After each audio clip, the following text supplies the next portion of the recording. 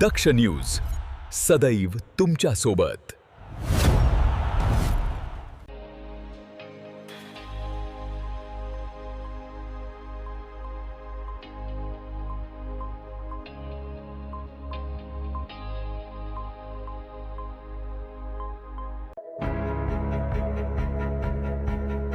दिंडोरी तालुक्यात दुसऱ्या दिवशी वादळी वाऱ्यासह अवकाळी पाऊस पडल्याने तालुक्यात अनेक घरांचे आणि शेतीचे नुकसान झाले आहे।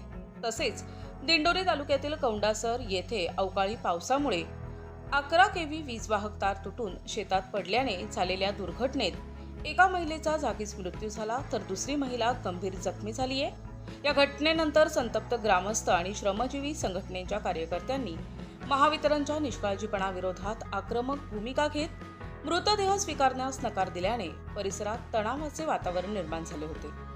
माया दिगंबर वाघेरे या आपल्या नातेवाईकांकडे कौंडासर येथे पाहुण्या म्हणून आल्या होत्या।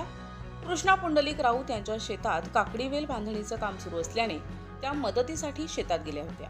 सायंकाळी अचानक अवकाळी पावसाने जोर धरला। त्याचवेळी नणाशी पिंपळगाव धूम मार्गावरील 11 केव्ही वीज वाहक तार तुटून थेट शेतात पडली। वीज वाहिनीचा जोरदार धक्का बसल्याने माया वाघेरे यांचा जागीच मृत्यू झाला तर चंद्रकला कृष्णा राऊत या गंभीर जखमी झाल्या असून त्यांच्यावर नणाशी प्राथमिक आरोग्य केंद्रात उपचार करण्यात आले। त्यानंतर पुढील उपचारासाठी त्यांना जिल्हा रुग्णालयात हलविण्यात आले।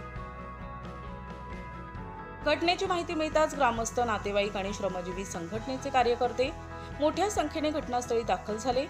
वीज वाहिन्यांच्या देखभालीकडे दुर्लक्ष केल्यामुळे ही दुर्घटना घडल्याचा आरोप करत दोषी अधिकारी आणि कर्मचाऱ्यांवर तत्काळ कारवाई करण्याची मागणी करण्यात आली।